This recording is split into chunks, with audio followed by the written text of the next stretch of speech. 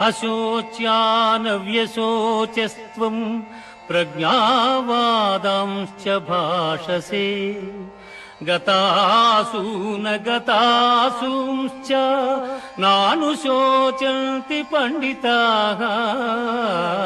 దీని అర్థం ఏంటంటే మన గురించి దుఃఖించని వారి గురించి దుఃఖించకూడదు. మరణం అనేది కేవలం శరీరానికే కానీ ఆత్మకి కాదు అని తెలిసిన జ్ఞానవంతులు ప్రతిదానికి బాధపడకుండా తమ ధర్మాన్ని పాటిస్తారు. మన జీవితంలో కూడా మన కోసం ఆలోచించని వారి గురించి ఆలోచించకుండా మన ధర్మాన్ని పాటించాలి అని మనం ఈ శ్లోకం నుంచి నేర్చుకోవచ్చు. ఇలాంటి మరెన్నో వీడియోస్ కోసం మన పేజ్ని ఫాలో చేయండి.